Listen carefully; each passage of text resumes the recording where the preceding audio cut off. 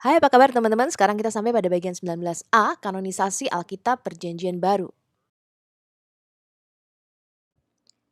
Ada 7 bukti bahwa kanon Perjanjian Baru itu sudah tetap sejak abad pertama kekristenan atau sekitar tahun 100 Masehi. Pada tahun 100 Masehi, semua kitab-kitab Perjanjian Baru, ke-27 kitab itu sudah beredar dan diterima secara luas dan universal oleh semua jemaat. Kecuali kitab Ibrani, 2 Petrus, kitab Yakobus, 2 Yohanes, 3 Yohanes, dan kitab Wahyu, di beberapa tempat masih menjadi perdebatan apakah dimasukkan di dalam kanon atau tidak. Semua elemen-elemen ini, yaitu notasi nomina sakra, penggantian nama kudus, kemudian sudah dalam bentuk kodeks, bukan lagi dalam bentuk gulungan, susunan yang seragam, jumlah kitab yang sama, perumusan judul yang sama, dan bukti-bukti ini menunjukkan bahwa koleksi itu disebut Perjanjian Baru ini berasal dari periode yang sangat awal dari kekristenan. Ini adalah bukti redaksi akhir yang sangat cermat yang menyusunnya secara kohesif sehingga pembaca itu ketika membaca mengerti secara koheren atau runtut. Ya. Selain itu, elemen-elemen ini juga sangat istimewa sehingga tidak dapat dikreditkan ke beberapa editor yang beroperasi secara independen, tapi harus merupakan karya entitas editorial tunggal. Ini diambil dari edisi pertama Perjanjian Baru, David Robis, halaman 44 tahun 2000. Kita sudah tidak mempunyai autografa dari Perjanjian Baru, jadi naskah aslinya sudah tidak ada, tapi kita mempunyai apografa yang melimpah. Dengan berapa? Kemarin kita sudah belajar 5.838 manuskrip dan potongan papirus dalam bahasa Yunani, ya ini bahasa asli Perjanjian Baru, 10 ribuan dalam bahasa Latin Vulgate, dan 9.300 dalam bahasa Syria, Slavik, Gotik, Etipik, Koptik, dan Armenian. Seluruhnya saat ini kita mempunyai 24.362 manuskrip yang bisa dibandingkan untuk merekonstruksi autografa dari kitab Injil dan Perjanjian Baru. Kita lihat dulu 7 bukti pendukung kanon Perjanjian Baru. Yang pertama, penggunaan nomina sakra. Nomina sakra itu artinya nama suci atau nama kudus. Ya, jadi mereka menggantikan semua kata-kata yang mereka anggap suci atau kudus. Misalnya, ketika mereka mau menulis Yesus, mereka menggantikannya dengan Y/S. Jadi ini adalah singkatan ya, jadi bukan digantikan dengan nama lain. Nomina sakra ini praktek orang Yahudi yang kita saksikan juga ketika kemarin kita belajar di Dead Sea Scroll atau Gulungan Laut Mati, ya kemudian diadopsi oleh orang Kristen. Kita lihat misalnya 4Q175 atau 4Q Testimony itu menggunakan nomina sakra. Mereka menggantikan nama Tuhan atau tetragrammaton ya Yod-Heh-Vav-Heh itu dengan 4 bintang. Jadi tidak ditulis Yod-Heh-Vav-Heh tapi ditulisnya dengan 4 bintang. Nah tentu saja penggantian nama atau nomina sakra ini juga disediakan sendiri oleh Roh Kudus ya dalam semua kitab Perjanjian Baru yang secara konsisten menggantikan kata Yod-Heh-Vav-Heh dengan kurios. Ya, jadi Septuaginta itu ketika menerjemahkan kata Yod-Heh-Vav-Heh, mereka menggantinya dengan kurios. Semua kata kurios di dalam Alkitab Perjanjian Baru itu selalu merujuk kepada Yod-Heh-Vav-Heh. Ya, ketika mereka mengutip Alkitab Perjanjian Lama. Penggunaan nomina sakra ini berkembang ke era Kristen dan hampir menjadi sesuatu yang konyol ya karena ternyata mereka itu menggantikan hampir semua hal-hal yang suci teman-teman. Termasuk kata-kata misalnya Yesus, Kristus, Anak Allah, Theos, Kurios ya. Kemudian kata roh, juru selamat, Daud, Maria yang merujuk pada ibu Yesus, Israel, Yerusalem, dan surga. Itu semuanya digantikan. Jadi tidak ditulis penuh karena mereka anggap itu suci ya. Nah, bukti yang kedua teman-teman, Alkitab Perjanjian Baru sejak awal itu sudah ditulis dalam bentuk kodeks, bukan berupa gulungan seperti Perjanjian Lama. Kodeks itu adalah kata untuk format buku di dalam penjilitan. Nah, jadi satu buku yang dijilid bukan berupa gulungan lagi. Ya, orang Kristen itu yang pertama kali mempopulerkan bentuk kodeks ini. Jadi, orang Kristen yang pertama kali melakukan kodeksasi terhadap naskah tulisan suci mereka. Jadi, orang Kristen memutuskan tradisi penyalinan Alkitab Perjanjian Lama dalam bentuk gulungan. Ya, gulungan ini merupakan format eksklusif yang digunakan oleh Perjanjian Lama. Perjanjian Baru itu pertama kalinya mempopulerkan bentuk kodeks atau buku yang berjilid sekitar tahun 100 Masehi untuk tulisan suci. Dan merupakan buku yang pertama kali dicetak ketika mesin cetak ini ditemukan ya oleh Johannes Gutenberg tahun 1440, tahun 1452 Alkitab itu adalah buku yang pertama kali dicetak, teman-teman. Bukti yang ketiga, buku-buku itu didistribusikan di dalam 4 set koleksi. Injil, surat-surat Paulus, surat-surat Katolik atau surat-surat umum ya, dan Wahyu. Begitu konsistennya kumpulan koleksi ini sehingga ada simbol standar yang digunakan di dalam studi manuskrip Alkitab untuk menunjuk kepada setiap koleksi. Bukti yang keempat teman-teman, pengaturan yang sudah seragam di dalam setiap kategorinya. Jadi secara umum itu urutan buku-bukunya selalu sama. Misalnya di dalam koleksi Injil, Matius, Markus, Lukas, dan Yohanes. Padahal kitab Matius ini bukan kitab yang pertama kali ditulis ya. Kemudian, meskipun ada beberapa pengecualian untuk urutan buku, tapi kebanyakan kodeks-kodeks Alkitab Perjanjian Baru yang awal itu mempunyai urutan yang sama. Bukti yang kelima, jumlah kitab dalam setiap kategorinya itu sama dan seragam. Misalnya Injil itu ada 4 kitab, kemudian surat-surat Paulus, surat-surat Katolik atau yang umum, kemudian Wahyu. Bukti yang keenam, rumusan judul yang seragam. Misalnya nih, Injil menurut Matius, Injil menurut Yohanes. Itu sama dalam setiap kategori atau kodeks yang kita temukan, ya. Meskipun judul-judul ini ditambahkan di kemudian hari oleh mereka yang menyusun kitab-kitab ini menjadi satu volume dan judul-judul ini tidak diilhami ya, faktanya bahwa semua naskah ini menggunakan judul yang sama untuk setiap buku, ini sangat mendukung bahwa kanon kitab suci ini sudah ada sejak awal dan sudah terorganisir dengan baik. Surat untuk Efesus misalnya, diberi judul demikian dimasukkan di dalam koleksi surat-surat Paulus yang kemudian diedarkan secara umum di seluruh jemaat.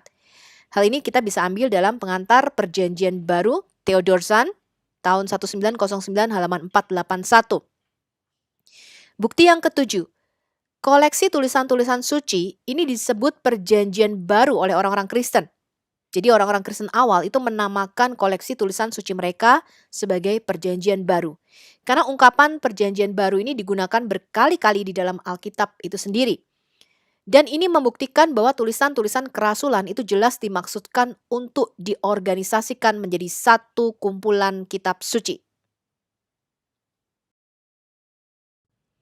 Kita lihat ini teman-teman, ini adalah literatur non-Kristen.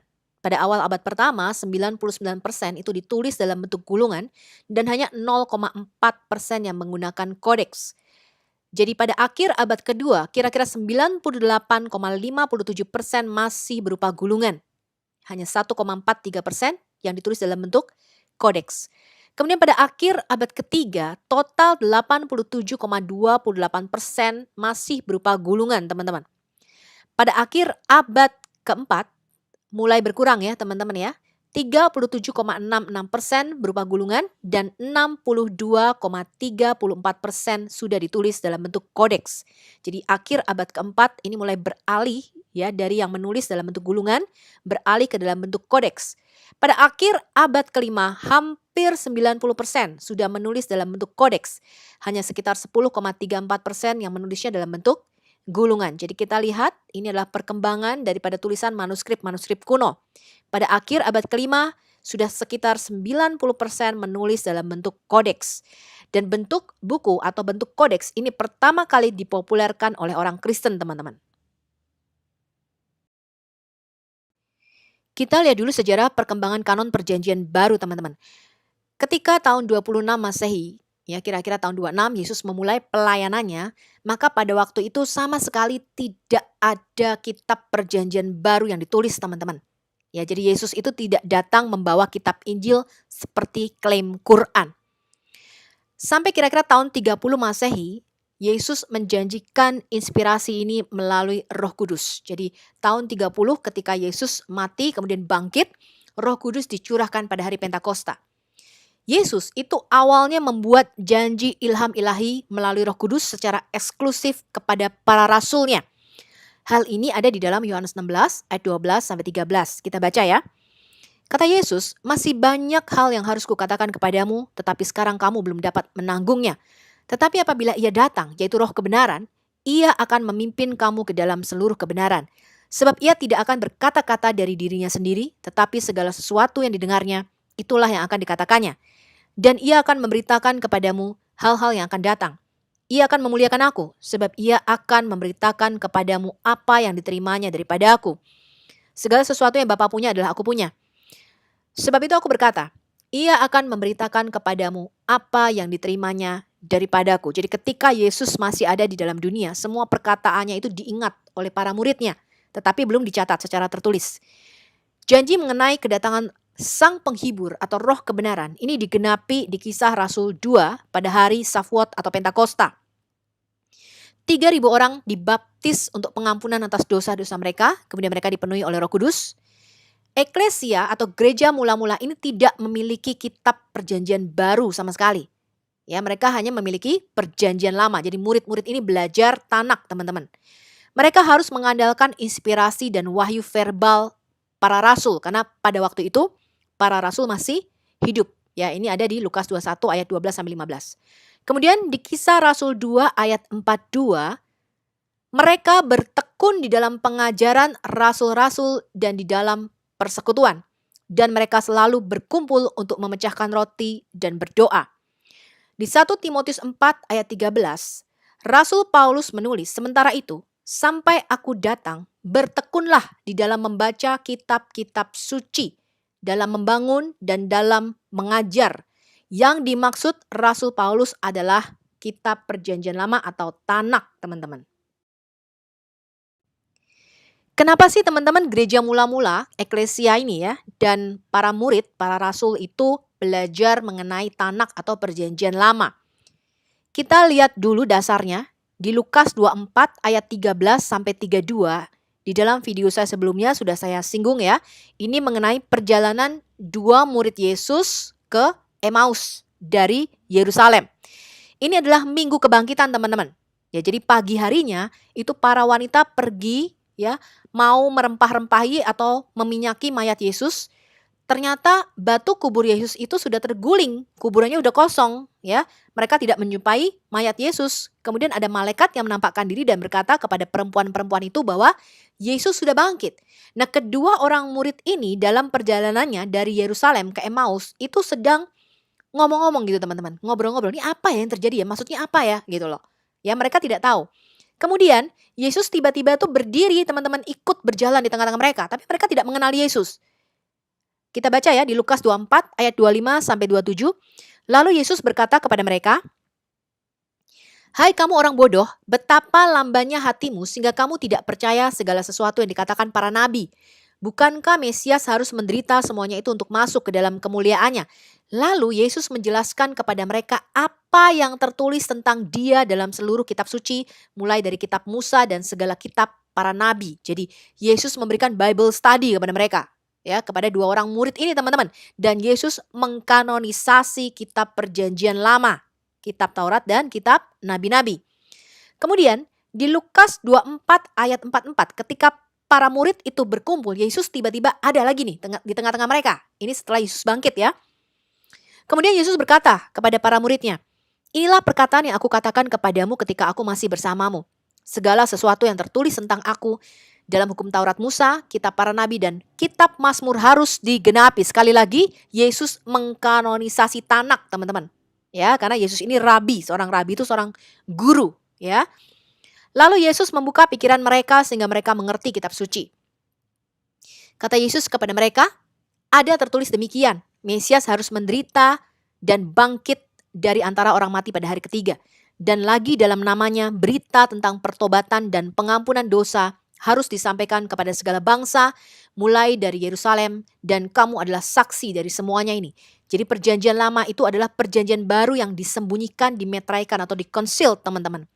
Dan perjanjian baru itu adalah perjanjian lama yang dibukakan atau revealed. Jadi perjanjian baru itu adalah penafsiran dari semua nubuatan dan merupakan penggenapan dari semua nubuatan yang ada di perjanjian lama.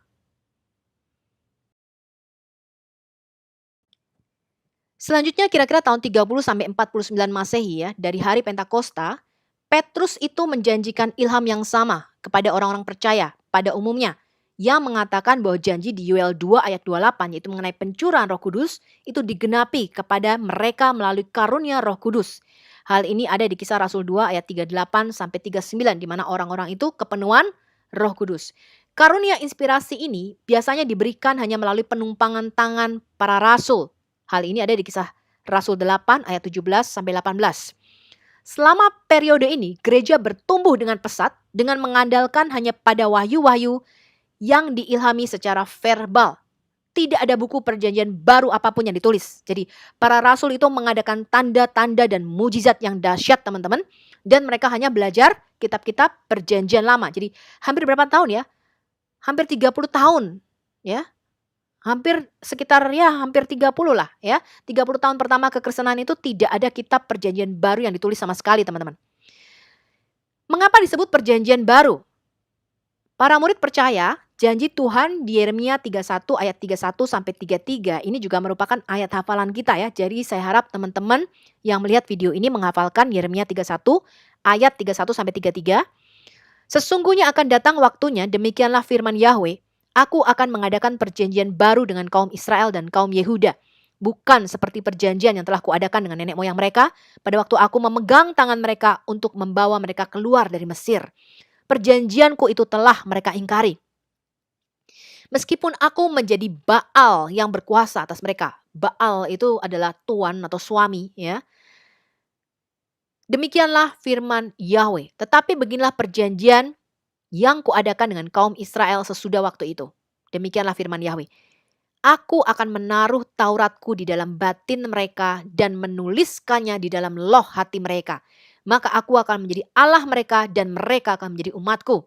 Dan tidak usah lagi orang mengajar sesamanya atau mengajar saudaranya dengan mengatakan, kenallah Yahweh. Sebab mereka semua besar kecil akan mengenal aku. Demikianlah firman Yahweh. Sebab aku akan mengampuni kesalahan mereka dan tidak lagi mengingat dosa mereka. Nah kira-kira tahun 49 Masehi ini buku perjanjian baru yang diilhami pertama kali ditulis ya. Jadi kira-kira surat Yakobus itu dipercaya menjadi surat pertama ya yang ada di dalam kanon perjanjian baru kita. Di Kisah Rasul 15 ayat 19 sampai 20 ketika diadakan konsili pertama di Yerusalem, jadi Petrus, Yohanes, Yakobus ya ini adalah soko guru jemaat ya. Kemudian Paulus dan Barnabas ini dipanggil teman-teman. Mereka mengadakan meeting gitu ya. Konsili pertama di Yerusalem. Bagaimana nih mengenai bangsa-bangsa non-Yahudi atau Goyim ya, bangsa-bangsa lain non-Yahudi, bangsa-bangsa Goyim termasuk kita, ketika mereka menjadi percaya teman-teman, karena kan dasarnya adalah Yahudi ya. Ketika Goyim, bangsa-bangsa lain ini menjadi percaya, apakah mereka harus ngikut aturan-aturan kita gitu ya, disunat, kemudian apa, harus ngikuti aturan-aturan Taurat dan sebagainya, kan repot ya. Nah kemudian Paulus dan Barnabas menentang hal itu, dikatakan kita aja ya, bangsa Yahudi yang punya hukum Taurat tidak bisa melakukan hukum Taurat dengan tepat. Ya, ketika kamu mau dibenarkan menurut hukum Taurat, maka sia-sia pengorbanan Yesus itu.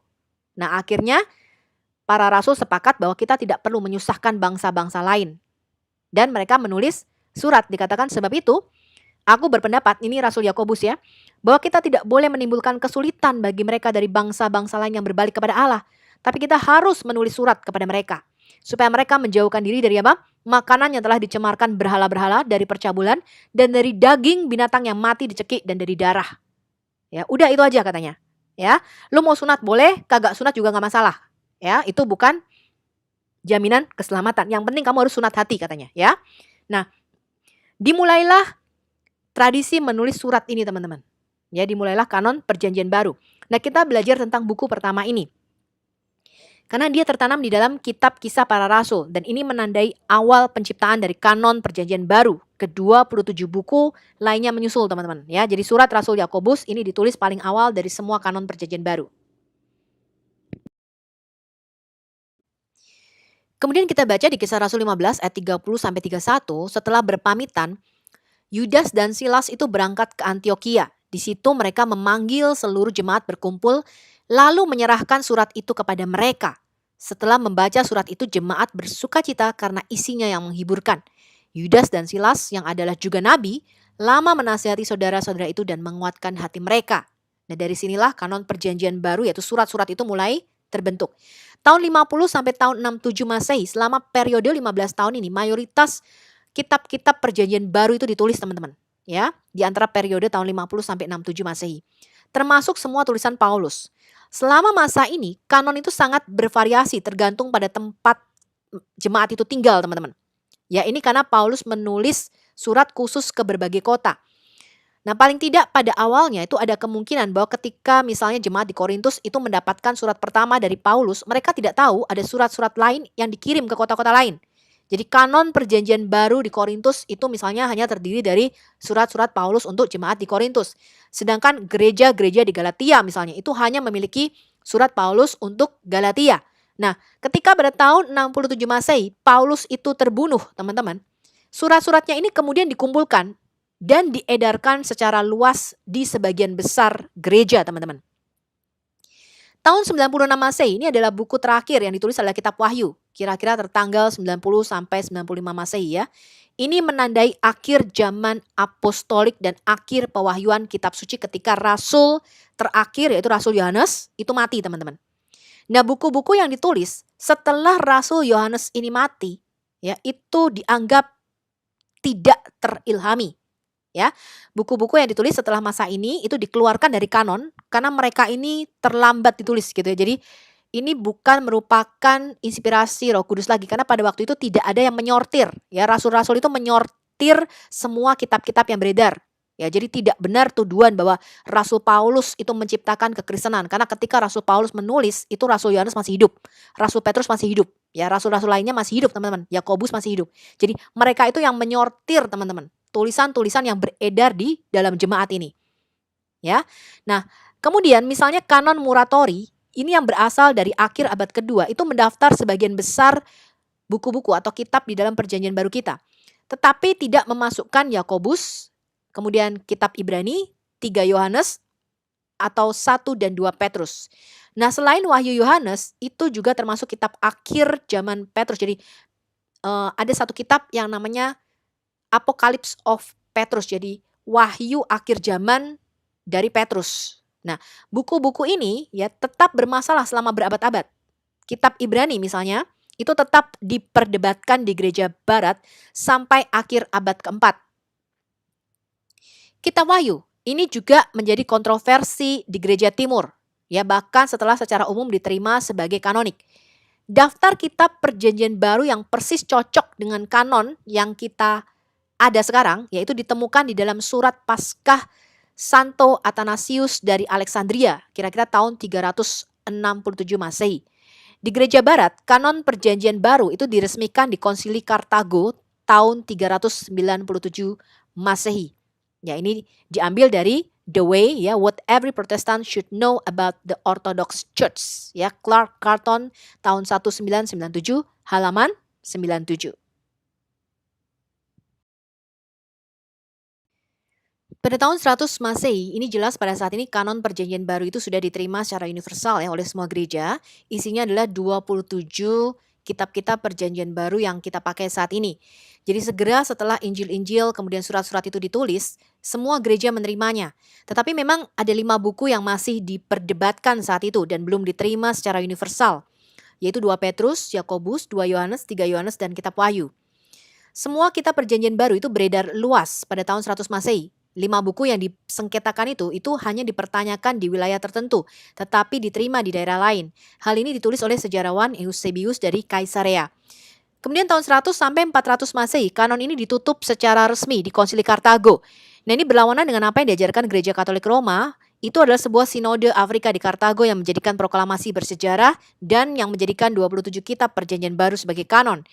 Roma tidak ada hubungannya dengan itu. Jadi Konsili Kartago itu hanya menetapkan apa yang sudah beredar dan diterima secara universal oleh seluruh gereja pada waktu itu. Itu bukan inisiatif gereja di Roma. Menariknya lagi, gereja-gereja tempat proklamasi ini dibuat itu akhirnya terpecah menjadi gereja timur Konstantinopel yang sekarang menjadi gereja ortodoks saat ini.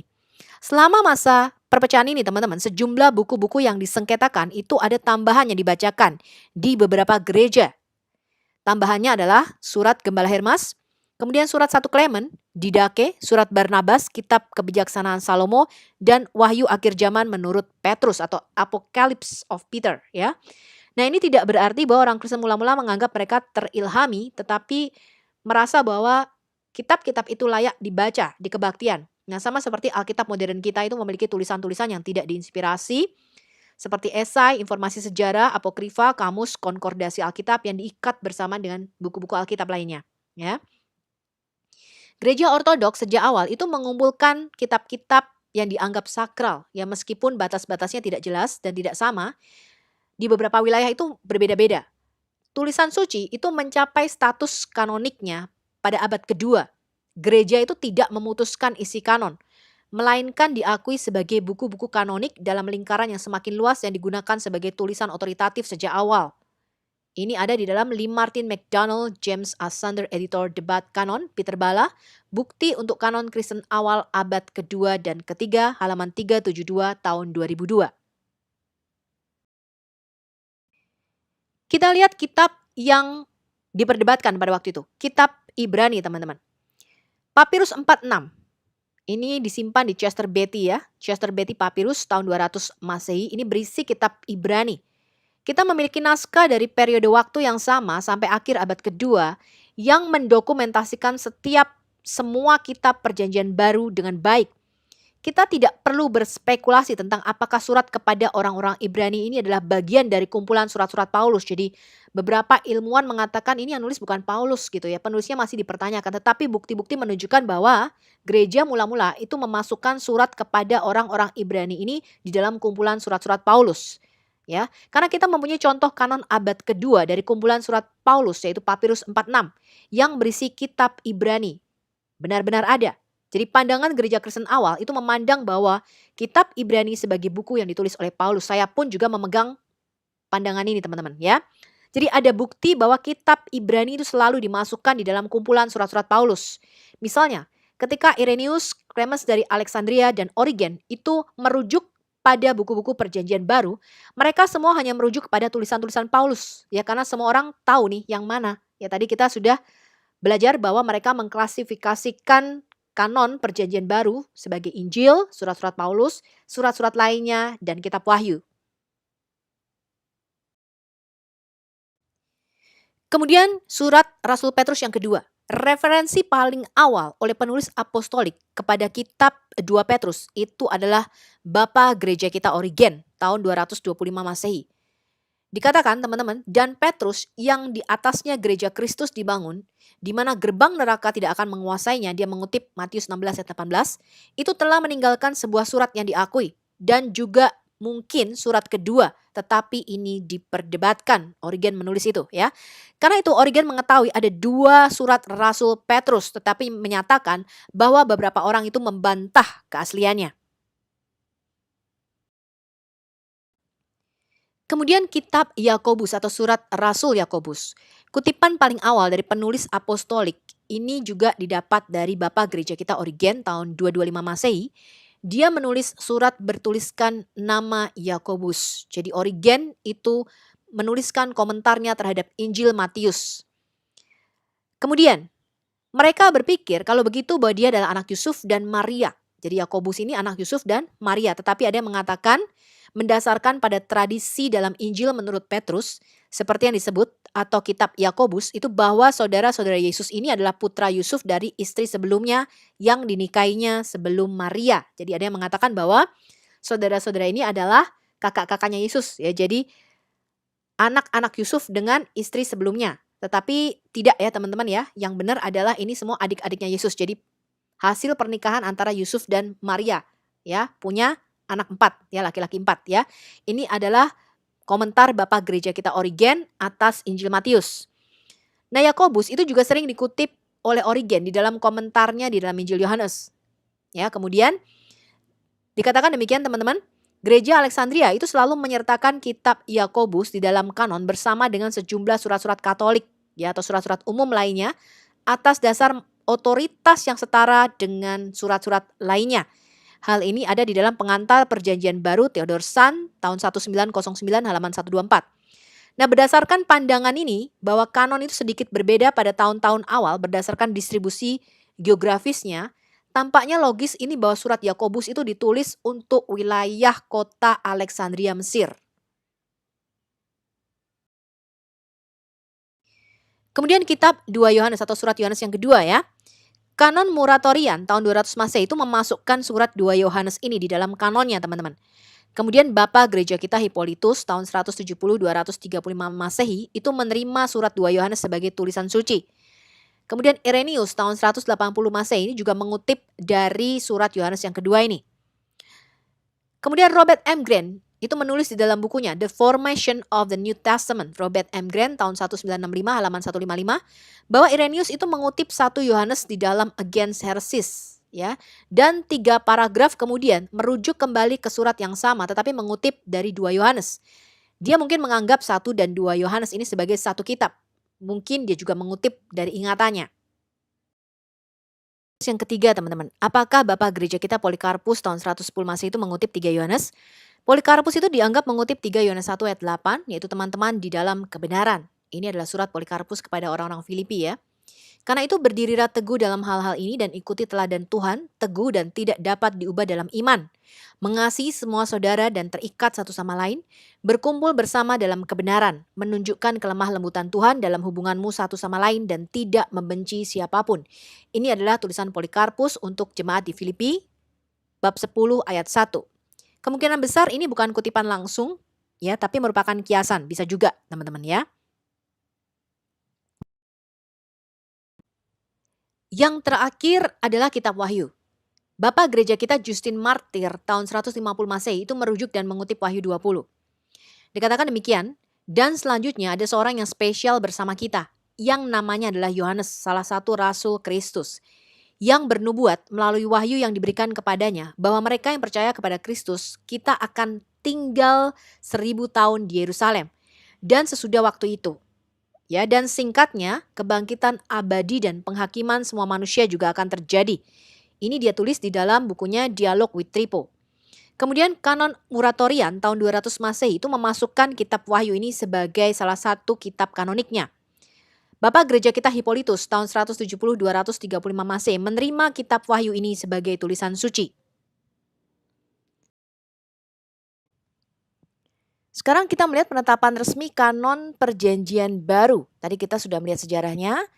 Gereja itu menetapkan kanon secara resmi dan menutup kanon itu di Konsili Kartago tahun 397 Masehi. Memuat 27 kitab perjanjian baru yang sudah beredar dan disepakati, juga memasukkan kitab-kitab Deuterokanonika. Kemudian gereja itu terpisah ya menjadi gereja barat dan gereja timur. Gereja timur menutup kanonnya itu di Konsili Quinisektum tahun 692 Masehi. Keempat kitab Injil itu disebut dengan tetramorph atau keempat bentuk ya. Konsili Quinisektum itu dilakukan di bawah pemerintahan Kaisar Justianus II.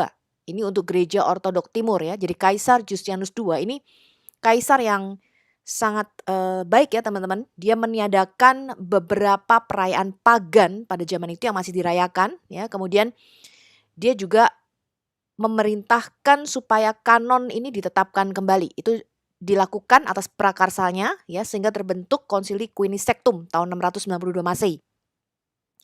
Injil-injil dan surat-surat di Perjanjian Baru ini sudah beredar luas dan diterima oleh semua jemaat ya sehingga sudah diterima sebagai kanon.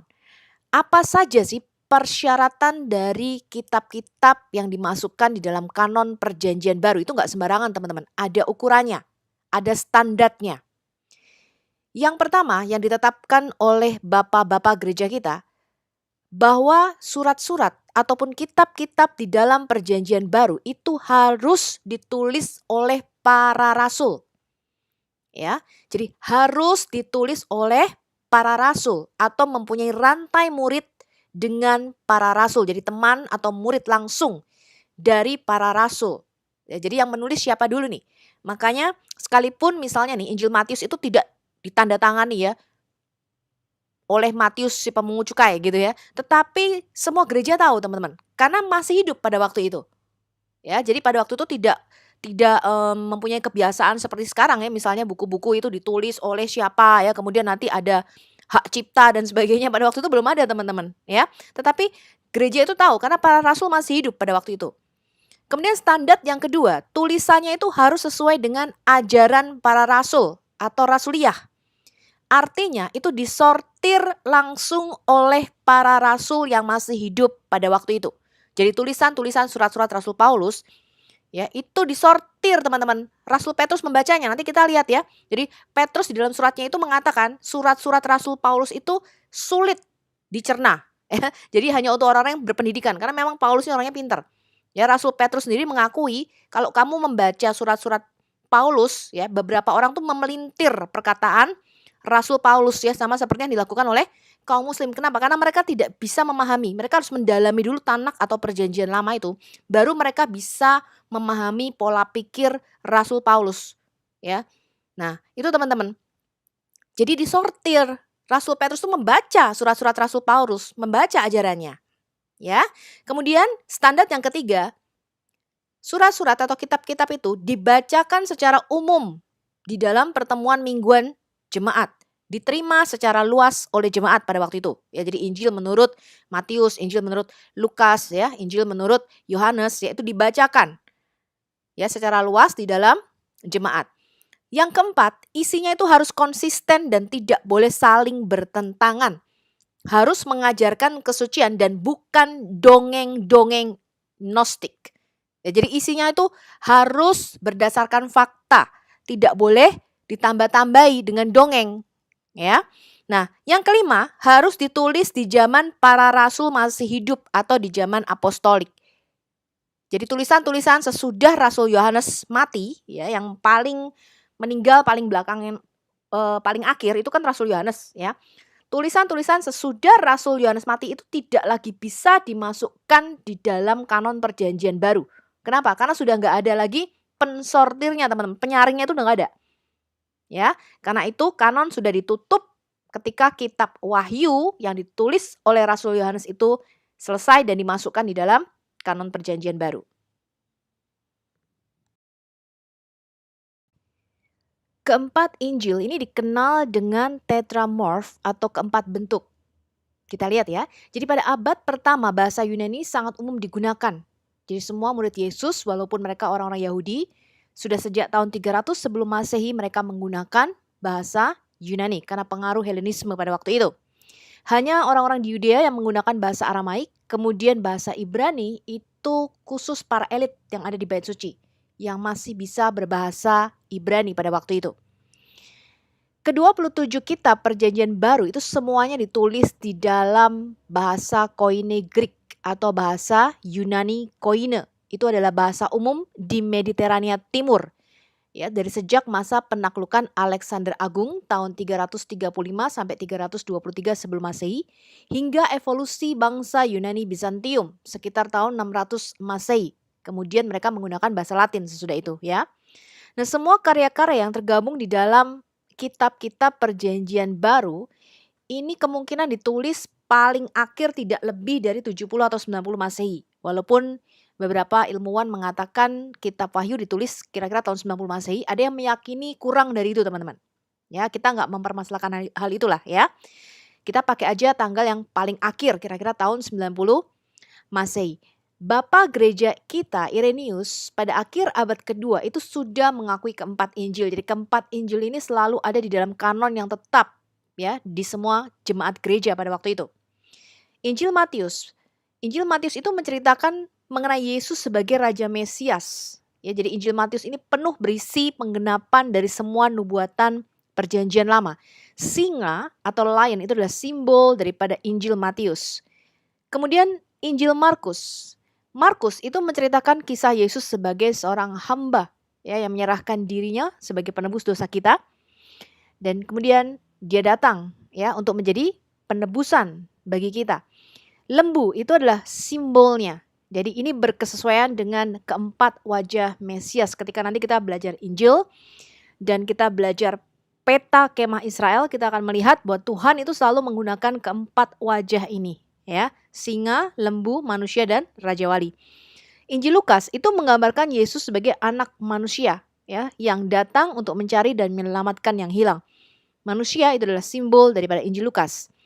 Injil Yohanes itu menggambarkan Yesus dari atas teman-teman. Jadi kalau ketiga Injil itu melihat Yesus ya, dari sudut pandang manusia ya, dari bumi ya, Injil Yohanes itu melihat Yesus dari atas. Nanti kita ketika membandingkan kisah mengenai Yesus ya dari ketiga Injil ini dengan kitab Wahyu, kita akan melihat gambaran yang lebih jelas. Injil Yohanes itu menggambarkan Yesus sebagai sang firman yang turun mengambil rupa manusia. Mesias artinya yang diurapi, dan Raja Wali atau eagle itu adalah simbol daripada Injil Yohanes. Di dalam Alkitab, firman Tuhan itu selalu konsisten. Jadi kita itu bisa menafsirkan karena firman Tuhan itu selalu ditulisnya konsisten, ya tidak berubah.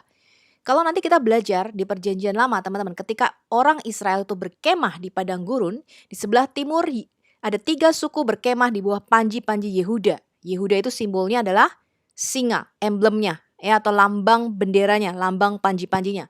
Kemudian di sebelah baratnya ada 3 suku berkemah di bawah panji-panji Efraim yang simbolnya adalah lembu. Kemudian di sebelah utara itu 3 suku di bawah panji-panji suku Dan, simbolnya adalah Raja Wali.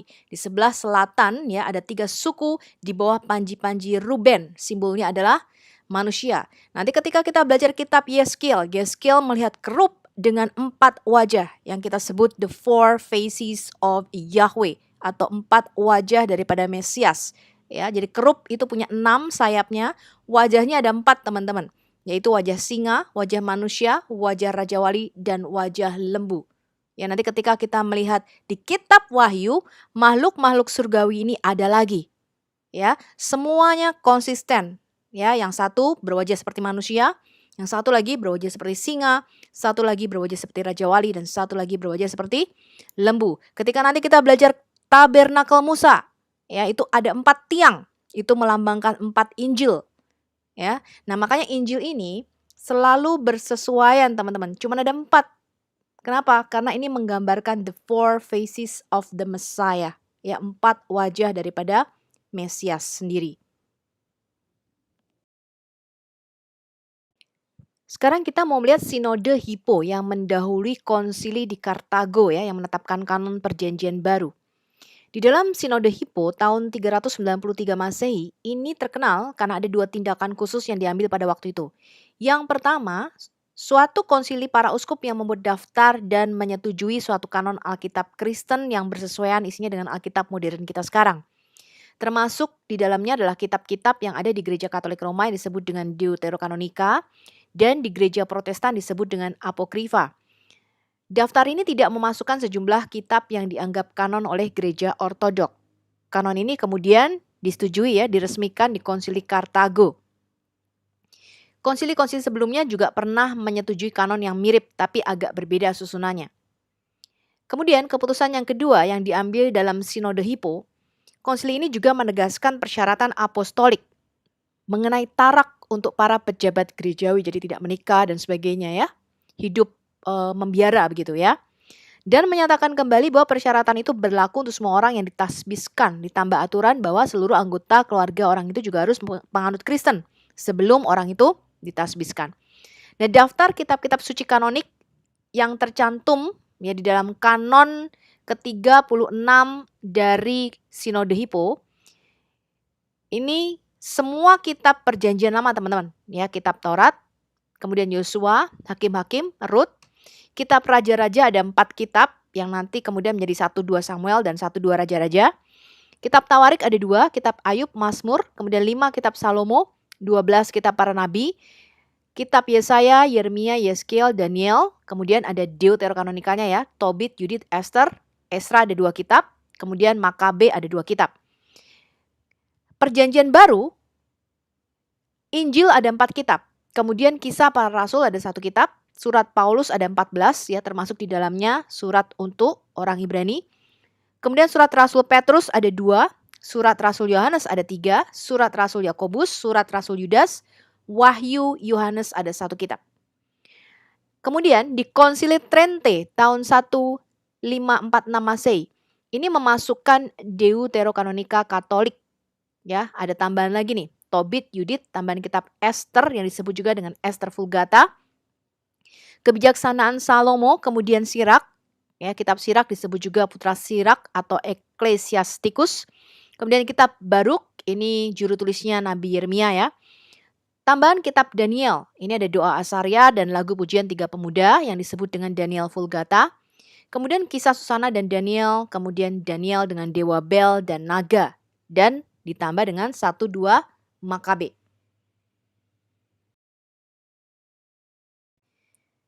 Daftar kitab-kitab yang ditolak dan tidak dianggap sebagai bagian dari kanon perjanjian baru itu antara lain kitab Yobel, surat Barnabas, Gembala Hermas, surat Paulus untuk jemaat di Laodikia, kemudian 1 dan 2 Clemens, khotbah Petrus, wahyu akhir zaman menurut Petrus atau The Apocalypse of Peter, kemudian Injil menurut orang Mesir dan Injil menurut orang Ibrani. Kitab Yobel kemarin kita sudah membahas ya, ditulis sekitar tahun 150 sebelum Masehi. Naskah tertua dan terlengkap ini bisa kita temukan di dalam The Dead Sea Scroll atau Gulungan Laut Mati. Buku ini mengklaim seorang malaikat itu mengungkapkan pesan kepada Musa di Gunung Sinai. Jadi gereja-gereja lain menolak kitab Yobel ini masuk di dalam kanonnya kecuali gereja Ortodoks Ethiopia ya. Jadi kitab Yobel ini berada di dalam kanon resmi gereja Ortodoks Ethiopia bersamaan dengan kitab Henokh ya. Kitab Yobel ini disebut juga The Book of the Visions. Tapi kitab Yobel ini merupakan kitab sejarah yang cukup penting ya, sehingga ini beredar di antara kaum Essen yang ada di komunitas Qumran sekitar tahun 150 sebelum Masehi. Jadi Musa memang tidak pernah melihat kitab Yobel ini teman-teman ya. Tapi kita dapat belajar sesuatu nih tentang kepercayaan pada zaman itu. Surat Barnabas ini ditolak karena tanggalnya yang terlambat. Jadi kira-kira tahun 90 sampai 130 Masehi ya. Kita bisa berargumen kuat bahwa tidak mungkin Rasul Barnabas yang ada di dalam Kisah Para Rasul yang menulisnya karena sudah mati ya. Surat Barnabas ini juga menggunakan sistem numerologi yang sangat dipertanyakan, jadi tidak bisa dipercaya keakuratannya. Surat Barnabas ini bukan Injil Barnabas ya teman-teman yang dipakai oleh kaum muslim untuk menyerang kita, ini berbeda ya. Kemudian Gembala Hermas ini banyak dibaca di gereja mula-mula. Surat Paulus kepada jemaat Laodikia ini juga ditolak. Ya, buku ini atau kitab ini kemungkinan disusun sebagai tanggapan terhadap Kolose 4 ayat 16. Jadi Paulus itu menulis, "Dan bila mana surat ini telah dibacakan di antara kamu, usahakanlah supaya dibacakan juga di jemaat Laodikia, dan supaya surat yang untuk Laodikia dibacakan juga kepadamu." Surat untuk jemaat di Laodikia ini tampaknya merupakan kompilasi dari surat-surat Paulus lainnya. Kitab ini tidak mengandung bahan yang luar biasa gitu ya atau yang spesial. Tidak ada manuskrip Yunani yang ditemukan dari kitab ini teman-teman. Jadi ini ditolak oleh gereja.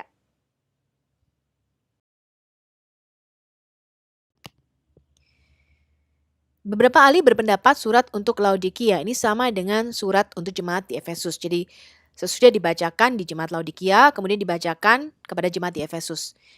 Selama berabad-abad, beberapa Alkitab Latin Barat itu memuat surat dari Paulus kepada jemaat Laodikia ini teman-teman. Ya, salinan Alkitab tertua yang diketahui dari surat ini ada di dalam sebuah manuskrip Fulda yang ditulis untuk Victor dari Capua tahun 546 Masehi.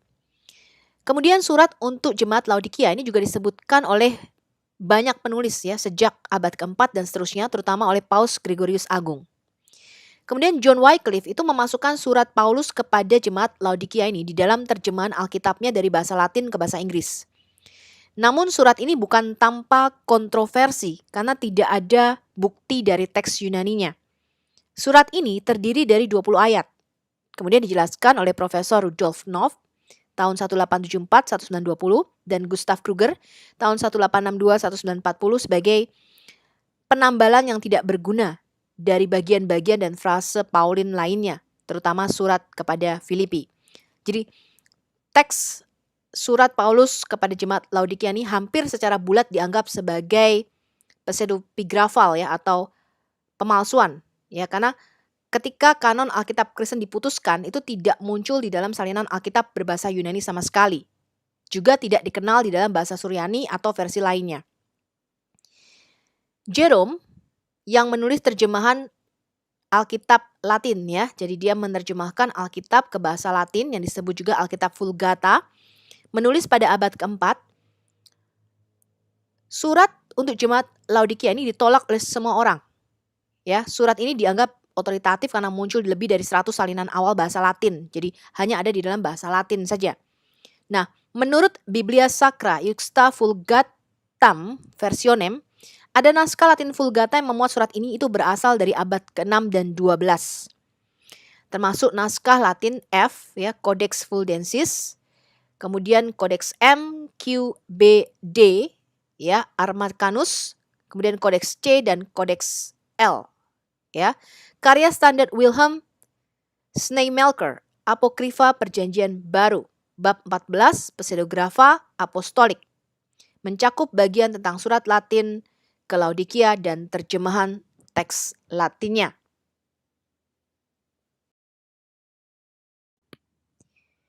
Kemudian surat Clemens yang pertama, Clemens dari Roma, itu diyakini adalah rekan kerja Rasul Petrus yang ada di Filipi 4 ayat 3. Surat ini anonymous ya, jadi tidak mempunyai nama sebenarnya surat 1 Clemens ini ya. Tapi sangat mungkin bahwa 1 Clemens ini tidak diinspirasi karena ia menyebutkan mitos mengenai burung phoenix ya sebagai makhluk hidup yang sebenarnya katanya ya. Nah, kemudian surat 2 Clemens, kitab ini secara luas ditolak sebagai pemalsuan ya yang ingin dibangun di atas surat Clemens yang pertama. Jadi secara umum surat 2 Clemens ini dianggap palsu ya. Surat 1 Clemens ini dipicu oleh pertikaian di Korintus yang menyebabkan pencopotan beberapa jabatan presbiter.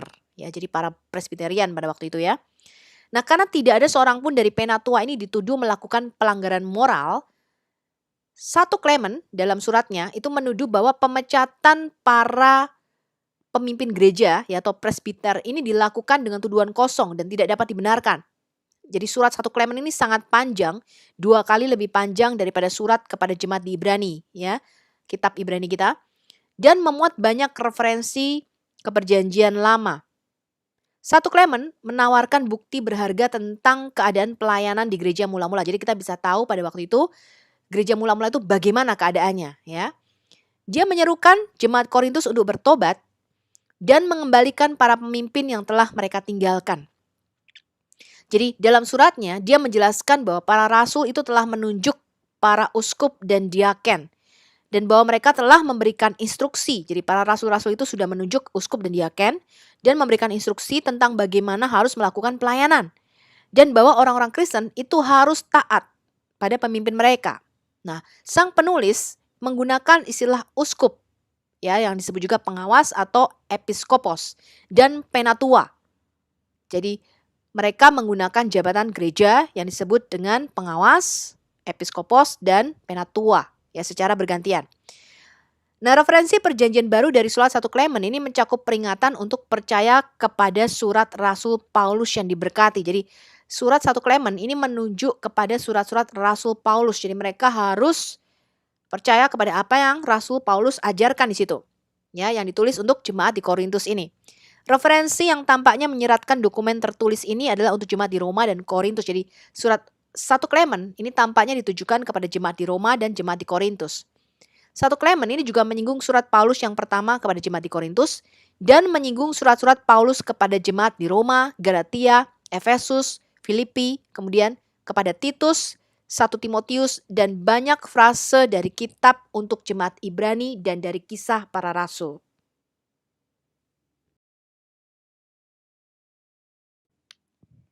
Di dalam surat 1 Clemens itu dalam banyak contoh penulis meminta para pembacanya untuk mengingat kata-kata Yesus. Ya meskipun dia tidak mengaitkan perkataan ini dengan catatan ke dalam Injil tertentu. Ya referensi ke perjanjian baru ini digunakan sebagai sumber otoritatif yang memperkuat argumen surat itu ditujukan kepada gereja di Korintus. Selain itu 1 Clemens itu dengan jelas merujuk kepada kemartiran Paulus dan dengan sangat kuat menyiratkan kemartiran Petrus. Ya ini pada bab ke-5 ayat 4 hingga bab ke-6 ayat 1.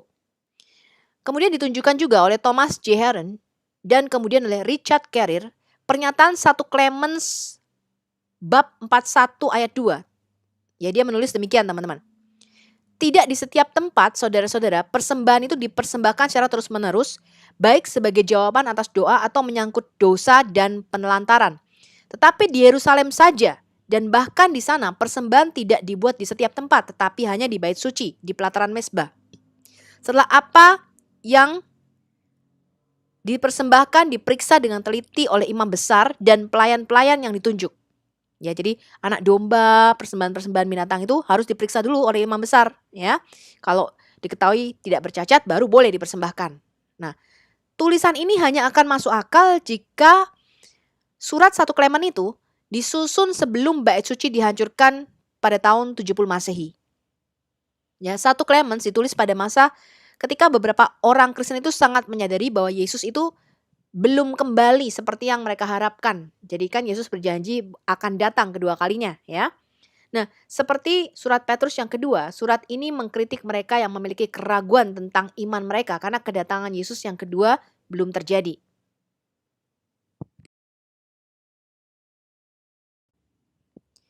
Surat 1 Klemen itu dibacakan di depan jemaat ya secara umum dari waktu ke waktu di Korintus. Kemudian pada abad keempat sudah dibaca hampir di semua gereja-gereja lain. Surat ini dimasukkan di dalam Kodeks Alexandrinus pada abad kelima yang berisi seluruh perjanjian lama dan perjanjian baru. Itu juga disertakan di dalam Injil Yohanes di dalam papirus koptik akmimik Yunani awal yang terpisah-pisah yang disebut dengan papirus 6. Surat 1 Clemens itu pertama terdaftar sebagai kanonik di dalam kanon para rasul, menunjukkan bahwa 1 Klemen itu memiliki peringkat kanonik dalam setidaknya beberapa wilayah gereja Kristen purba. Ibnu Khaldun, orang muslim ya, menyebutkan sebagai bagian dari perjanjian baru. Menyatakan bahwa buku ini, kitab 1 Klemen ini mungkin telah digunakan secara luas dan diterima baik di Spanyol atau Mesir pada abad ke-14. Jadi Ibnu Khaldun ini menyebut bahwa ada surat itu, ya, 1 Klemen ini dimasukkan di dalam kanon perjanjian baru. Meskipun diketahui dari zaman dulu, dokumen pertama yang memuat surat dari Klemen ini dipelajari oleh para sarjana barat, ini kemudian ditemukan kembali tahun 1628. Telah disertakan di dalam Alkitab Yunani kuno yang diberikan oleh Patriark Konstantinopel Cyril I kepada Raja Charles I dari Inggris.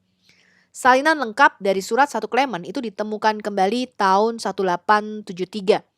Sekitar 400 tahun setelah kejatuhan Konstantinopel, ketika Philotheos Birenios menemukannya di dalam Kodeks Hierosolimitanus Yunani yang ditulis tahun 1056 Masehi.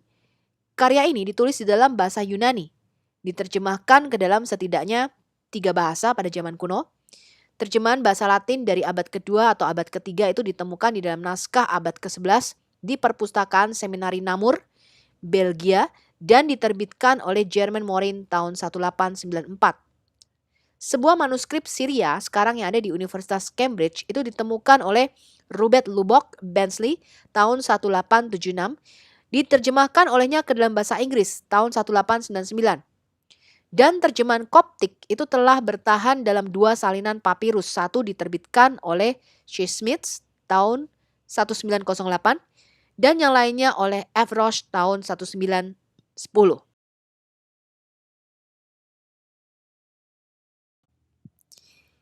Kita lihat cuplikan yang menarik dari 1 Clemens pasal 25 ayat 2 sampai 5. Lihatlah pertanda aneh yang terjadi di timur, tepatnya di tanah Arabia. Ada seekor burung yang dikenal sebagai Phoenix yang merupakan satu-satunya spesimen dari jenisnya dan memiliki kehidupan 500 tahun. Ketika tiba waktu meluruh dan kematian mendekatinya, ia membuat sarang untuk dirinya sendiri dari kemenyan dan mur dan rempah-rempah harum lainnya. Dan pada waktu yang ditentukan, ia masuk dan mati. Dagingnya membusuk menghasilkan larva kecil yang dipelihara oleh kelembapan burung yang mati dan menumbuhkan sayapnya. Setelah mencapai pertumbuhan yang penuh, mengambil sarang yang berisi tulang-tulang pendahulunya dan membawanya sepanjang jalan dari tanah Arab ke Mesir ke kota yang disebut Heliopolis. Di sana dalam cahaya penuh matahari dan di depan mata semua orang yang melihatnya, ia terbang ke altar matahari, menyimpannya di sana dan mempercepat kembali ke tanah kelahirannya. Dan ketika para imam memeriksa catatan waktu mereka mendapati bahwa kedatangannya telah menandai selesainya tahun ke-500. Sekarang ketika pencipta segala sesuatu bahkan menggunakan seekor burung untuk mengungkapkan besarnya janjinya kepada kita, betapa menakjubkan bahwa dia menjanjikan kebangkitan yang tersedia bagi mereka yang telah melayani dia dalam kekudusan dan dalam kepercayaan dengan iman yang teguh. Ini ayat 33 sampai 34. Jadi burung mistis yang disebut juga the sunbird ya, atau burung matahari, ini hidup kira-kira 500 tahun ya dalam mitosnya. Kemudian di dalam sarangnya ketika dia mau mati, dia merobohkan dirinya sendiri, meluruhkan dirinya di dalam api. Makanya burung phoenix itu selalu diselubungi oleh nyala api. Ketika dia mati teman-teman, seekor burung phoenix yang baru itu akan muncul dari dalam abu. Jadi menandai kematian dan kelahiran kembali. Nah, bagi orang Kristen, ini menjadi simbol kematian dan kebangkitan Yesus. Digunakan sebagai simbolis gitu teman-teman ya, perumpamaan ya.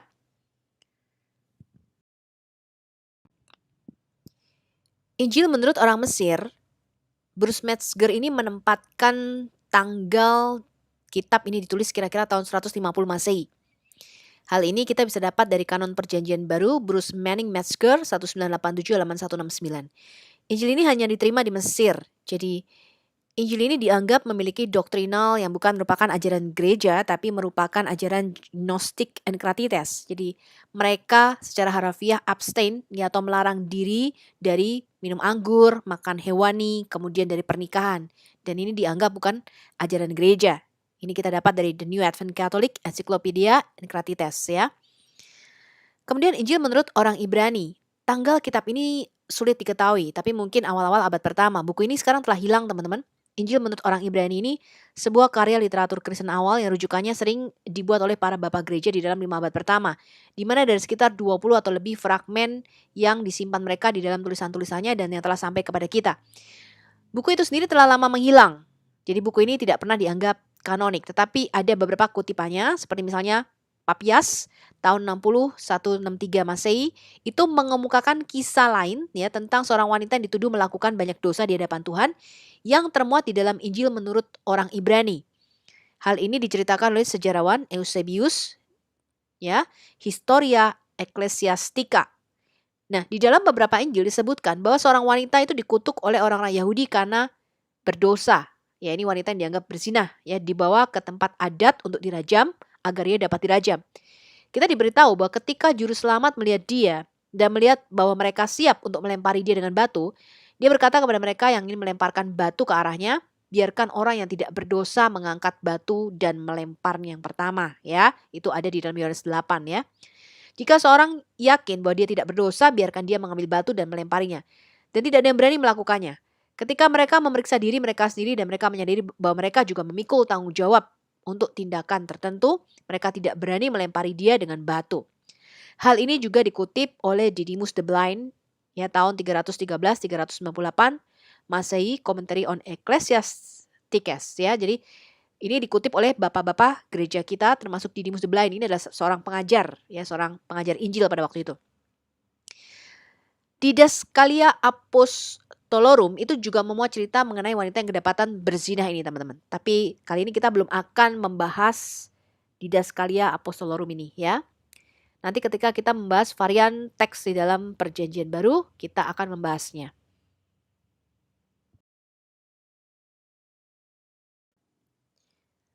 Para ahli memiliki berbagai pendapat tentang kapan tepatnya Perjanjian Baru ini ditulis. Pandangan umum bahwa semua buku Perjanjian Baru itu ditulis pada akhir abad pertama atau sekitar tahun 100 Masehi ya. Jadi sebelum tahun 100 Masehi sudah selesai ditulis.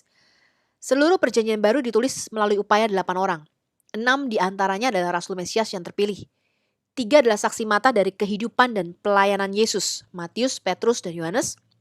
2 adalah saudara Yesus, Yakobus dan Yudas. 1 adalah Rasul Paulus secara khusus dipanggil untuk melayani Goyim atau bangsa-bangsa lain selama 3 tahun diajar oleh Kristus melalui Roh Kudusnya di tanah Arab. Galatia 1 ayat 17-18. 2 yang terakhir adalah Markus dan Lukas yang menulis Injilnya dan kitab kisah para rasul di bawah pengawasan Rasul Paulus, dan keduanya merupakan ring 2 dari 70 murid Yesus. Jadi Paulus itu tidak langsung berkhotbah, mengajar, enggak. Jadi 3 tahun itu dia merenungkan ya, ketika dia sudah mendapatkan penglihatan tentang Yesus dalam perjalanannya ke Damaskus, itu dia belajar teman-teman. Ya, apa nih maksudnya? Ya, di mana Mesias? Dia belajar lagi semua kitab-kitab Perjanjian Lama teman-teman. Nah, baru dia mulai mengajar orang lain. Jadi Paulus itu mempersiapkan diri. Bukan asal langsung baru bertobat, langsung berkhotbah ya. Proses pengumpulan kitab-kitab Perjanjian Baru itu dimulai pada abad-abad pertama gereja Kristen, sangat awal. Jadi beberapa buku Perjanjian Baru sudah diakui. Paulus menganggap tulisan-tulisan Lukas itu sama otoritatifnya dengan Perjanjian Lama. Hal ini ada di dalam tulisannya 1 Timotius 5 ayat 18, lihat juga Ulangan 25 ayat 4 dan Lukas 10 ayat 7.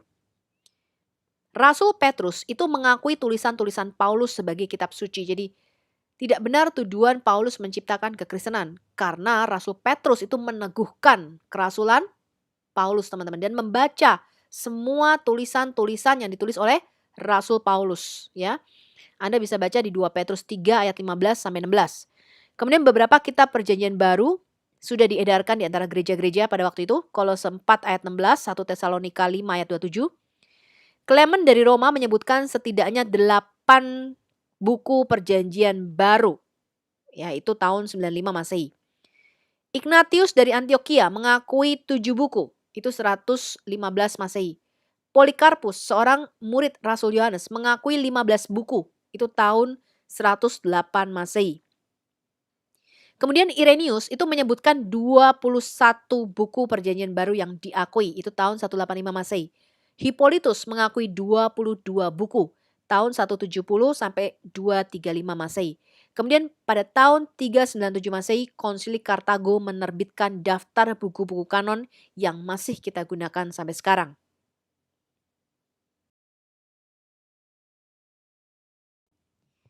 Jadi kanonisasi Alkitab Perjanjian Baru itu melalui satu proses, ya. Tahun 367 Masehi, Athanasius, uskup Alexandria, menulis surat Paskah yang berisi daftar ke-27 kitab Perjanjian Baru kita saat ini. Kemudian pada tahun 393 tadi kita sudah belajar, Sinode Hippo menegaskan kembali 27 kitab Perjanjian Baru kita saat ini. Dan pada tahun 397, Konsili Kartago menerbitkan daftar yang sama. Jadi menguatkan apa yang sudah ada di dalam gereja. Ini adalah kitab-kitab kanon yang diakui sampai hari ini. Irenaeus yang wafat sekitar tahun 202 itu mengutip 21 buku dari Perjanjian Baru. Tetapi tidak menggunakan Filemon, Ibrani, Yakobus, 2 Petrus, 3 Yohanes, dan Yudas. Pada awal abad ketiga, Bapa gereja kita Origen dari Alexandria itu telah menggunakan ke-27 buku yang sama seperti di dalam Perjanjian Baru kita sekarang. Meskipun ada perselisihan tentang kanonisitas kitab Ibrani, Yakobus, 2 Petrus, 2 dan 3 Yohanes, dan kitab Wahyu. Kemudian dalam surat Paskahnya tahun 367, Athanasius, uskup Alexandria itu memberikan daftar buku yang persis sama yang secara resmi akan menjadi kanon Perjanjian Baru. Ia menggunakan kata dikanonisasi, ya, sehubungan dengan kitab-kitab itu atau kanonizomena. Konsili pertama yang menerima kanon Katolik saat itu adalah Konsili Tren, ya, yang ada di Konsili Roma yang diadakan oleh Paus Damasus I tahun 382. Konsili kedua diadakan di Sinode Hippo tahun 393, menegaskan kembali daftar konsili sebelumnya. Ringkasan singkat dari tindakan tersebut dibacakan dan diterima oleh Konsili Kartago pertama tahun 397 Masehi dan Konsili Kartago kedua tahun 419 Masehi. Konsili-konsili ini terjadi di bawah otoritas Santo Agustinus yang menganggap bahwa kanon sudah ditutup.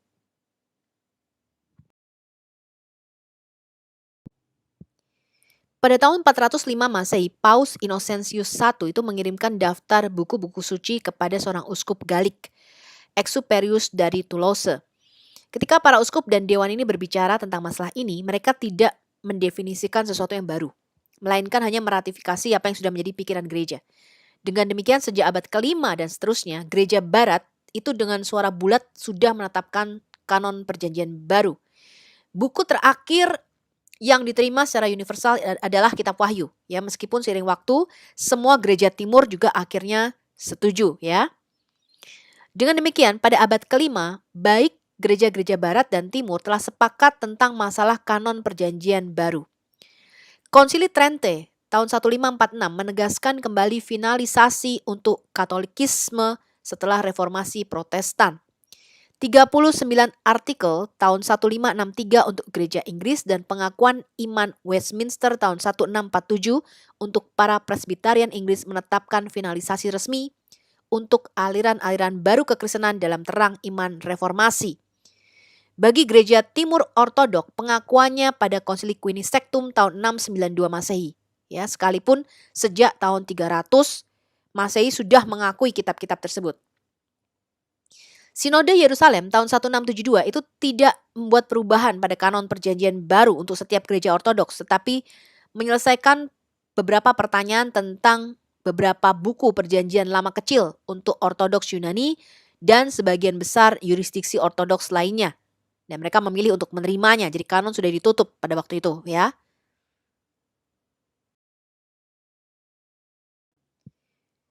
Konsili Kartago itu disebut sebagai konsili ketiga yang mengeluarkan kanon Alkitab pada tanggal 28 Agustus tahun 397 Masehi.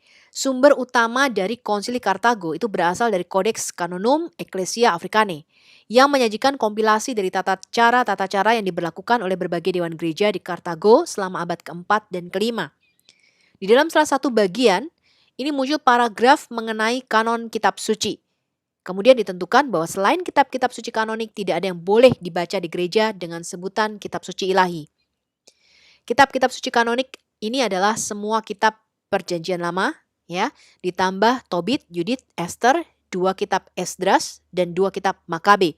Kemudian untuk perjanjian baru sudah tetap ya, ke-27 kitab-kitab perjanjian baru semuanya dimasukkan.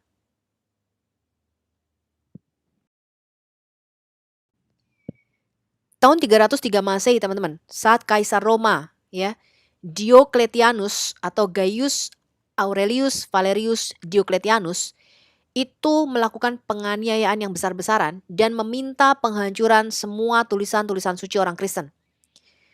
Tentunya pada waktu itu sudah ada satu set kanon yang terdefinisi dengan baik dan diterima secara universal. Sehingga orang luar pun tahu buku mana yang dianggap orang Kristen sebagai kitab suci. Penganiayaan besar ini berlanjut sampai pada zaman Kaisar Galerius, teman-teman. Gaius Galerius Valerius Maximianus, tahun 311 Masehi. Penganiayaan ini sebenarnya sudah dimulai ya dari zaman Kaisar Nero Claudius, Kaisar Augustus Germanicus. Nero ini berkuasa sekitar tahun 54 sampai tahun 68 Masehi. Kemarin kita belajar dia melakukan pembakaran besar-besaran terhadap kota Roma. Kemudian dia mengkambing hitamkan bahwa orang-orang Kristen lah yang melakukannya. Jadi pada waktu itu banyak martir, orang Kristen dibunuh, ya, mayatnya dijadikan obor, kemudian dimakankan kepada binatang buas, teman-teman. Pada zaman Kaisar Nero. Penganiayaan terjadi lagi, teman-teman, pada waktu Kaisar Diocletianus ini, teman-teman, tahun 300-an, ya. Nah, pada tahun ini perintah kekaisaran itu diberikan bahwa semua gereja-gereja Kristen itu harus dihancurkan. Buku-buku suci itu harus dibakar. Ya, kemudian para pemimpin dan semua orang Kristen itu diserahkan untuk disiksa dan dipaksa untuk berkorban kepada dewa-dewa berhala. Nah, ini adalah penganiayaan yang paling menakutkan dari semuanya. Pada zaman ini menghasilkan banyak sekali martir. Ini tercatat di dalam sejarah Aramaik dari Theophanes the Confessor. Kemudian teman-teman ditulis juga demikian nih oleh Eusebius. Eusebius ini adalah sejarawan ya. Ini adalah tahun ke-19 dari pemerintahan Diocletianus, bulan Distrus, yang disebut juga bulan Maret di antara orang-orang Romawi. Di mana ketika perayaan Paskah Juru Selamat itu mendekat, sebuah surat kekaisaran diumumkan di mana-mana, memerintahkan gereja-gereja untuk diratakan ke tanah. Dan kitab suci harus dibakar di dalam api. Dan menyatakan bahwa mereka yang memegang jabatan kehormatan dicabut haknya. Dan bahwa pelayan rumah tangga jika mereka berpegang teguh pada iman kekristenan akan dirampas kebebasannya. Pernyataan tertulis pertama terhadap kami bersifat seperti itu. Tetapi tidak lama kemudian ketika surat-surat lain terus beredar, ia memerintahkan agar semua uskup gereja di setiap tempat berkomitmen untuk dipenjara. Lalu kemudian dipaksa untuk mempersembahkan korban kepada dewa-dewa berhala. Mereka mengalami siksaan, dicambuk, dipukul, diseret, pokoknya luar biasa ya penganiayaan pada waktu itu teman-teman. Ya, hal ini ditulis oleh Eusebius ya di dalam buku kitab sejarahnya.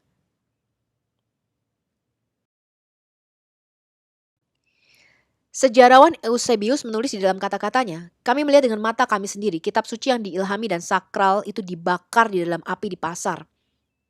Sebagai tanggapan terhadap surat kekaisaran yang memerintahkan penghancuran dengan api semua tulisan suci. Sejarah menunjukkan bahwa pihak berwenang Romawi pada waktu itu ya, tahu orang Kristen ini memiliki seperangkat tulisan suci yang dapat diidentifikasi dan mengetahui arti pentingnya bagi komunitas Kristen. Hierokles, gubernur Bitinia, dan kepala para penganiaya itu mengetahui adanya Alkitab Kristen dan telah mencoba dalam 2 bukunya melawan orang Kristen untuk membuktikan kepalsuan tulisan suci. Ini dimaksud berarti tulisan-tulisan suci Kristen ya. Jadi Sejak zaman Kaisar Nero itu sudah ada penganiayaan dan penghancuran tulisan-tulisan suci yang luar biasa teman-teman. Tapi kemarin kita belajar ternyata manuskrip Alkitab menjadi juara satu. Betul ya? Dalam kondisi berabad-abad ya teman-teman, bukan sebentar ya. Dari sejak zaman Kristen muncul sampai ratusan tahun, sampai zaman tahun Konstantinus ya, Konstantin Agung, baru mulai keadaannya berbalik teman-teman. Tapi selama berabad-abad orang Kristen itu dianiaya, tulisan-tulisannya dibakar. Tapi kita melihat kemarin bukti-bukti bahwa manuskrip-manuskrip itu ternyata bertahan luar biasa dan menjadi juara satu ya. Orang-orang Kristen ini mungkin menyembunyikan tulisan-tulisan mereka. Mereka memberikan teks-teks apokrifa atau bidat-bidat. Ya, atau dalam beberapa kasus juga memperdebatkan apa yang harus diserahkan dan apa yang tidak. Tetapi sebagian besar mereka tahu buku-buku apa yang dicari oleh para prajurit ini. Ya. Hal ini ada di dalam tulisan Lee Martin McDonald, James A. Sanders, editor Debat Kanon, Everett Ferguson, faktor-faktor yang menuju pemilihan dan penutupan perjanjian baru. Ya, penutupan kanon perjanjian baru, halaman 317 tahun 2002. Kemudian ketika Kaisar Konstantin Agung, ya Konstantinus Agung, Konstantin the Great, situasinya menjadi berbalik karena Kaisar Konstantin ini akhirnya masuk menjadi Kristen ya. Ibunya Helena jadi Kristen, dia jadi Kristen. Nah, pemerintah Romawi kemudian membiayai penggandaan salinan tulisan suci ini alih-alih menghancurkannya. Jadi Konstantin Agung itu mengarahkan Eusebius untuk mempersiapkan diri bagi gereja-gereja di Konstantinopel 50 salinan dari tulisan suci yang kamu tahu sangat diperlukan untuk pemulihan dan digunakan di dalam instruksi gereja. Jadi justru di bawah pemerintahan Kaisar Konstantin, Kristen ini berkembang luar biasa. Yang tadinya dihancurkan menjadi Kaisar Konstantin bilang katanya sekarang pokoknya digandakan tulisan-tulisan itu, kita biayain katanya ya, dibiayai sama pemerintah. Eusebius mengatakan pemenuhannya yang segera atas permintaan tersebut. Hal ini diakui melalui surat dari Konstantin, ya Vid Konstantin 4 ayat 37. Ya, jadi Konstantin itu tahu ada entitas seperti kitab suci Kristen yang diperlukan untuk membaca di depan umum ya di gereja-gereja yang baru yang sedang dibangun di Konstantinopel pada waktu itu. Dan buku-buku tertentu itu disalin dan yang lainnya ditinggalkan. Nah, Komisi Konstantin Agung ini tidak mengharuskan orang Kristen memutuskan apa isi tulisan suci itu. Nah, ini dimaksudkan untuk menggantikan salinan tulisan suci yang sudah dimusnahkan di dalam masa-masa penganiayaan. Hal ini juga ada di dalam buku yang sama yang sudah saya sebutkan tadi.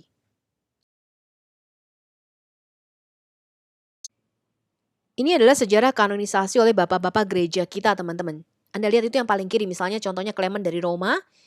Dia hanya mengkonfirmasi 3 Injil ya, Matius, Markus, Lukas, kemudian Kisah Para Rasul, Roma, 1 Korintus, dan seterusnya. Itu tahun 95 Masehi. Kemudian Bapak gereja kita Justin Martyr, yaitu kira-kira tahun 100-an, dia sudah mengutip 4 Injil ditambah dengan kitab Wahyu. Kemudian Polikarpus lebih lengkap lagi daftarnya, itu sekitar tahun 110 Masehi. Kalau kita lihat sekarang teman-teman, keempat Injil itu hampir sepenuhnya dikutip secara lengkap ya, kira-kira tahun 175 Masehi ke atas ya. Semuanya sudah hampir secara bulat sepakat bahwa keempat Injil Matius, Markus, Lukas, Yohanes itu masuk di dalam kanonisasi Alkitab Perjanjian Baru. Nanti kita mungkin akan bicara khusus mengenai muratorian fragmen ya teman-teman ya, kanon muratori. Kemudian teman-teman kalau kita lihat yang pertama kali menyebutkan secara lengkap daftar ke-27 kitab kita itu adalah Bapak gereja kita Origen ya, kira-kira tahun 230 Masehi ya.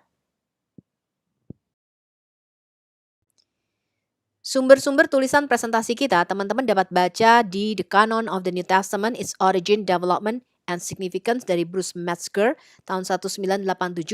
Bruce Metzger ini profesor teman-teman ya, ahli perjanjian baru, ini gurunya dari Bart Ehrman, yang Bart Ehrman sering dikutip oleh para muslim teman-teman ya, katanya Injil sudah tidak asli lagi, sudah dipalsukan katanya ya. Nah, Anda bisa belajar dari sini teman-teman. Kemudian New Testament Apocrypha edisi ke-6 volume 2 Wilhelm Schneemalker itu tahun 1989. Kemudian dari A General Survey of the History of the Canon of the New Testament B.F. Westcott tahun 1855. Kemudian General Introduction to the Bible Norman Geisler dan William Nix tahun 1986.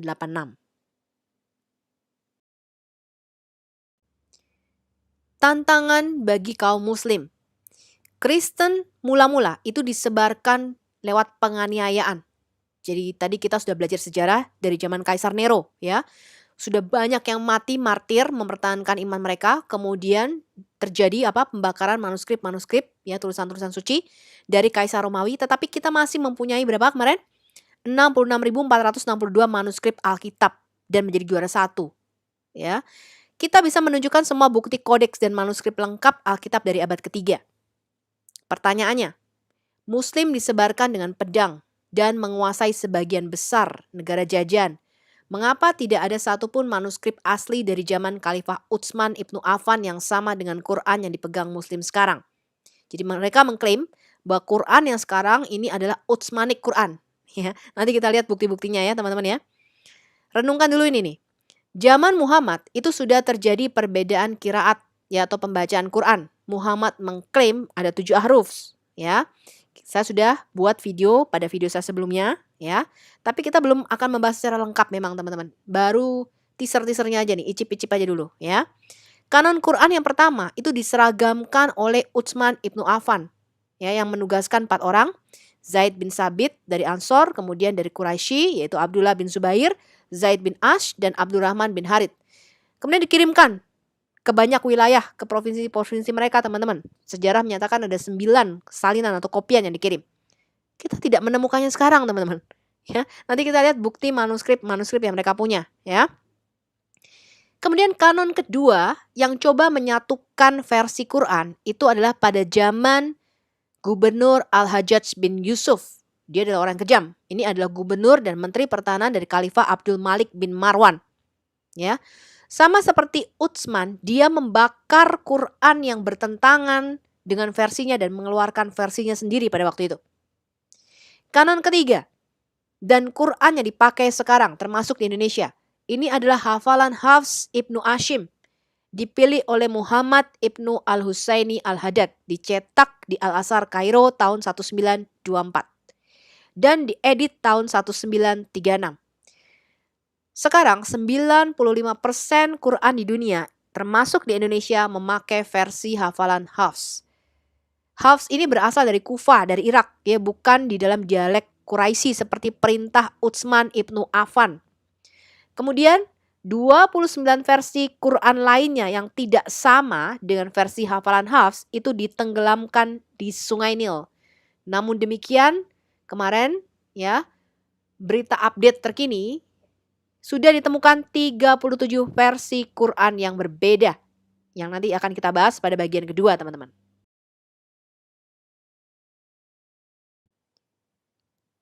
Kesimpulan kita, di dalam kasus manuskrip Alkitab, kita kelebihan 110% ayat dari autografanya. Jadi ada 10% yang tidak termasuk di dalam naskah aslinya. Di dalam video saya selanjutnya kita akan membahas lebih dalam mengenai ini. Di dalam kasus manuskrip Quran, Quran itu kehilangan 70% ayat dari naskah aslinya, dari autografanya.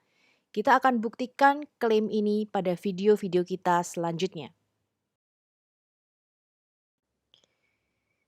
Terima kasih Anda sudah mengikuti video saya dan sampai jumpa pada video ke-19b. Kita akan menutup pelajaran kita mengenai kanonisasi Alkitab Perjanjian Baru dan varian teks di dalam Perjanjian Baru.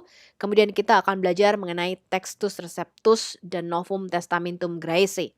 Silakan teman-teman download dan sharingkan video ini. Yesus berkata, langit dan bumi akan berlalu tapi firman-Ku tinggal tetap. Mari kita bawa Injil kabar baik ini ke seluruh pelosok Indonesia. Indonesia pasti akan diselamatkan dan Tuhan akan mencurahkan Roh Kudus-Nya atas bangsa ini. Amin.